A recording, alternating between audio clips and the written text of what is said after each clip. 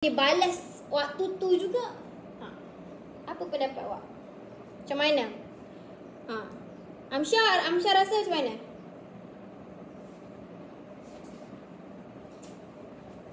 Tak tahu? Okey, Mama nak awak buat macam peta minda untuk ni macam mana? Bulat awak tulis kat tengah-tengah. Maksudnya dalam buku awak tu, awak tulis tajuk dekat tengah-tengah ni. Cuba belajar untuk tulis nota yang kreatif. Bukan nota kreatif, maksudnya nota yang menarik. Jangan tulis macam 1, 2, 3. Ni baris kan tulis 1, 2. Awak tak bosan ke baca macam ni? Tak bosan? Mama bosan nak kalau baca macam tu. Cubalah menarik kan. Maksudnya awak kan suka melukis, kreatif. Awak gunalah awak punya kemahiran awak tu buat nota. Maksudnya contoh lepas ni awak rasa macam nak tambah, nak warna-warna kan, buat. Maklumat tak halang pun. Okey. Tak bawa je. Bawa buat. Ada satu tu kan, Maklimah ada buku scrap. Tak ingatlah ada ke tidak. Okey, buku scrap atau buku log kan. Contohlah buku scrap kan. Kita buat buku scrap. Kalau awak tengok, kalau awak buat buku scrap, menarik ke tidak untuk dibaca? Menarik kan? Ada kertas warna, ada gambar-gambar, ada info. Kenapa info tu kita buat menarik? Sebab info tu nanti kita nak baca. Kita nak baca ataupun mungkin kita boleh kongsikan kepada orang lain.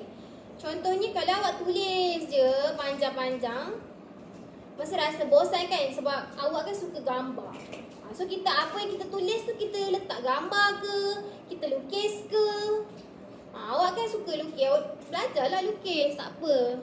Tak cantik tak apa, cuba je. So bagi menarik. Okey, apa yang Mama nak kaitkan tadi kan? Ada yang Hani rasa macam mana? Kenapa kita kena tolong orang? Contoh kalau awak jumpa orang yang kat tepi jalan minta tolong. Contoh, orang tu dia aksiden motor dia terbalik. Lepas awak tolong dia. Awak tak kenal dia pun.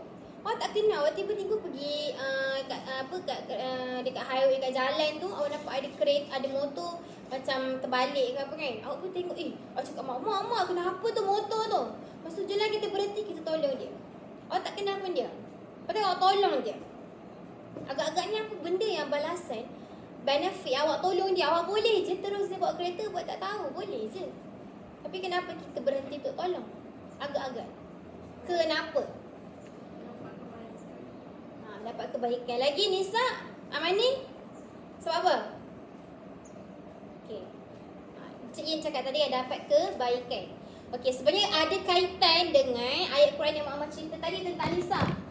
Okey, kalau kita tolong orang, sesiapa yang mendapat siapa yang buat baik, siapa yang memberi pertolongan, maksudnya dia kait je sebab dengan ayat Quran yang Mama cakap tadi tu.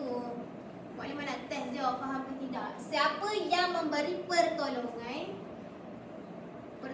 yang baik, dia akan dapat semula kebaikan. Dia akan dapat semula kebaikan. Itu konsep dia. Okay, Mama nak beritahu kat awak, ada perbezaan tau. Orang Islam yang buat baik dengan orang yang bukan Islam buat baik, apa beza ni? Agak-agak. Hani tu masih nak cakap tu dia tengok masa ni. Kak, Mas Saiful nak cakap? Amsyah, Saiful ke? Asyanara? Cak, bagi pendapat awak, bagi pendapat. Sebab kita buat discussion ni macam dalam jumlah yang kecil kan. Jadinya awak boleh fokus nak tanya ke apa-apa Maklimah. Bagi tahu je. Okey. Ada beza ke tidak? Ada beza tak kita orang Islam buat baik, tolong orang, dengan orang yang bukan Islam dia buat baik? Beza dia daripada segi apa? Agama. Okey, lain. Lain?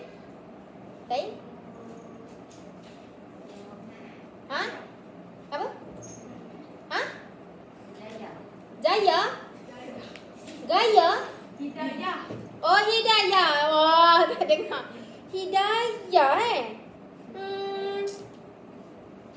betul tu. Okey, Dayah betul juga.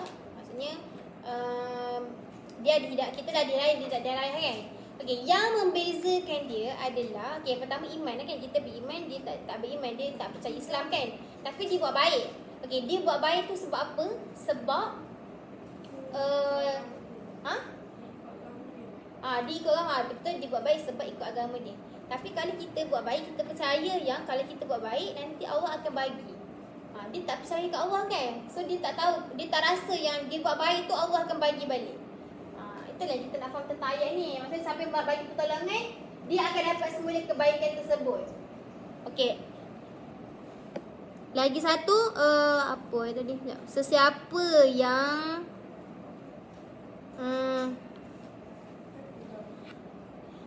sesiapa awak tak salah ke? Siapa yang siapa yang memberi syafaat yang buruk.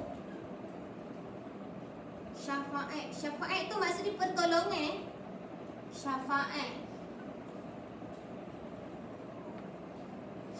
yang buruk, maka dia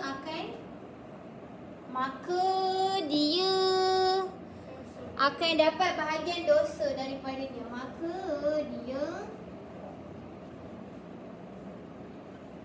akan dapat bahagian dosa.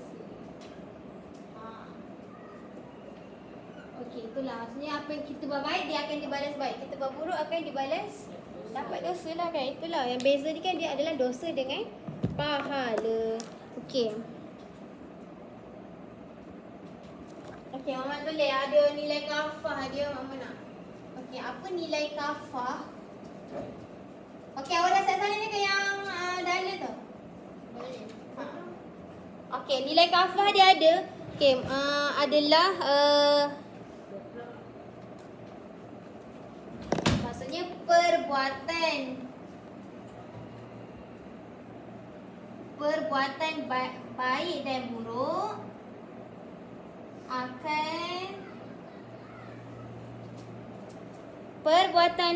dan buruk akan dapat bahagian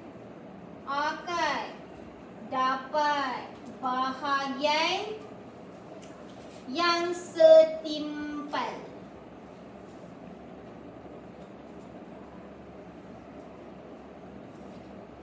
Okey, Mama nak bagi tahu apa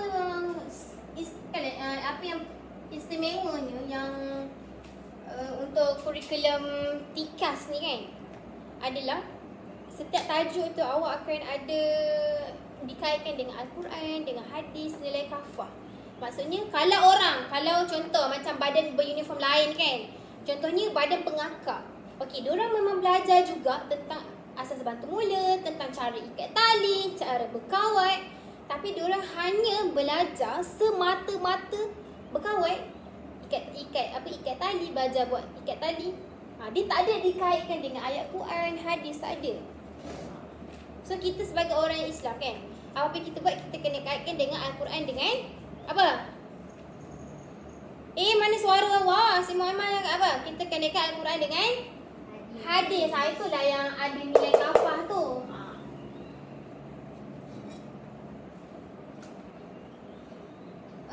Okay.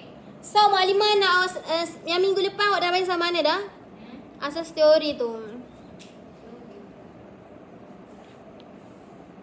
Okey, yang tujuan tu awak dah salin dah ke? Tujuan menyelamatkan nyawa tu dah. Okey, apakah langkah utama? Okey, langkah utama. Dah ada Mama terangkan tak? Okey, langkah utama. Dia ada 4. Okey, ini Maklimah bagi tahu, Mama nak awak tulis. Okey, semua orang dah habis ke salin semua? Ya.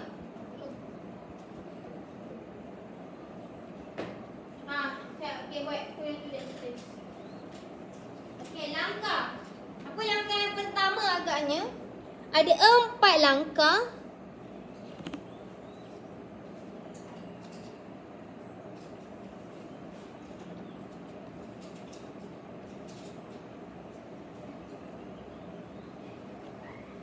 Okay, awak bagi tahu je lah. Okay, yang pertama kena awak nak tolong. Contohnya, okay, kawan awak kena sengat lebah. Kena sengat lebah. Lepas tu, tapi awak bagi rawatan. Awak sengat lebah, tapi awak bagi rawatan sakit, patah tangan. Sesuai ke tak? Kalau awak kena sengat lebah, awak pergi balut tangan dia. Balut badan, satu badan balut. Itu rawatan. Betul awak cakap, Mak Halimah, saya dah tolong kawan saya. Saya dah balut badan dia sebab dia kena sengat lebah. Bagus tak saya? Jadi maminya. Lepas tu, Mama pulang. Apa kaitan sengat lebah dengan balut kawan awak? Sesuai ke tidak rawatan tu? Tak. So, apa agak-agaknya langkah pertama kita kena buat? Basuh? Bukan. Kenapa? Kena? Tarik sengat tu. Bukan. Kena tarik sangat. Okey, yang ni dia umum. Bukan. Okey. Kena kenal pasti. Kenal pasti dulu masalah tu apa? Kenal pasti masalah kecemasan. Kenal pasti. Kena kenal pasti. Kenal pasti masalah. Awak tak boleh tolong kawan awak kalau awak tak kenal pasti dulu. Kenal pasti masalah kecemasan. Kena tahu dulu, oh dia ni sakit kena sengat lebah. Jadi rawatan yang awak kena bagi adalah yang berkaitan dengan apa-apa yang berkaitan dengan inilah, kena sengat lebah. Contohnya kena cabut. Dan buat apa lagi? Kena cari, lepas cabut tu kita kena letak minyak. Kan? Kena kenal pasti. Okey, boleh. Yang kedua, bila awak kenal pasti, apa yang awak kena buat? Kena buat apa? Okey, yelah ambil tweezer semua tu dia adalah berkaitan dengan apa? Lepas kita kenal pasti, kita kena bertindak. Pandai. Kena bertindak. Okey, bertindak membuat keputusan. Maksudnya awak fikir, nak buat apa ni? Oh, kena ambil tweezer. Atau awak dah bertindak lah. Maksudnya bertindak membuat keputusan. Okey, awak dah buat keputusan. Okey, lepas tu awak kena buat apa? Bagi tahu Mak Halimah. Ataupun call 999. Hello. Ada kecemasan lah kat sini, ada orang accident lah kat sini. Boleh tak tolong ambil? Contohnya kan? Bertindak membuat keputusan. Menghubungi pasukan kecemasan. Okey, Mak Halimah baru tengok ada satu cerita ni. Cerita Korea. Tak, tapi dia cerita pasal macam medik-medik lah. Oh, tu cerita tu. Yang on call. Tu tengok. Heroes on call. Bagus juga Mama tengok. So boleh Mama cerita kan. Okey, dia cerita tentang doktor tu dia sentiasa berada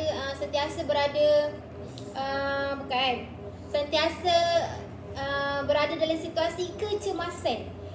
Kalau duduk dalam ward kecemasan tu, setiap masuk kejap ada call, kejap ada ada bas jatuh gaung, kejap ada accident, macam-macam. Memang dia panik. So kat situ bila Mak tengok, Mak boleh ada visual bayangkan macam mana sesuatu kecemasan tu dikendalikan. Okey, contohnya kan, ada satu pasukan bantuan, tapi tak tahu lah nama sebenarnya apa, tapi dia adalah pasukan kecemasan. Taklah, maksud pasukan kecemasan. Contohnya bila berlaku, okey, bila ada satu kemalangan yang berlaku kan. Okey, pertama polis lah. Polis akan datang. Okey, lepas tu pasukan kecemasan. Pasukan kecemasan yang akan datang, dia akan rawat dulu orang yang berada kat sana.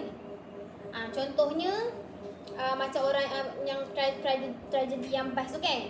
So akan ada pasukan kecemasan yang datang untuk mengenal pasti dan merawat orang yang tercedera dekat tempat kejadian. Ni dia akan bagi ni lah bantu mula. Dia akan buat bantu mula. Okey, dia akan kenal pasti orang yang boleh diselamatkan, orang yang tak boleh diselamatkan. Sebab bayangkan bila berada dalam satu bas kan ada ramai orang kan. So mungkin ada orang yang telah meninggal dunia, ada orang yang cedera. So orang yang meninggal dunia ni kita dah tak boleh selamatkan dah memang ajal dia. Tapi orang yang masih lagi boleh diselamatkan tu, dia kena diberikan bantuan segera supaya kita nak menyelamatkan nyawa dia kan. So inilah fungsi pasukan kecemasan. So pasukan kecemasan tu dia akan tolong dekat tempat kejadian tu. Lepas tu barulah dia bawa naik ambulan. Dekat ambulan akan bawa ke hospital. Ke hospital doktor pula yang akan merawat. Okay, boleh jelas tak? Jelas. Okay, seterusnya memberi rawatan kecemasan hingga bantuan sampai. Okay, beri rawatan kecemasan sebelum bantuan sampai. Okay. So bagilah bantuan, bagilah rawatan kecemasan yang tadi kan, asas bantu mula semua tu kan.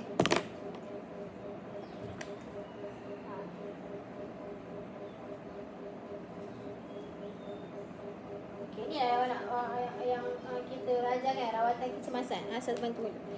Okey, Mama nak tanya, okey, tulis dulu. Jadi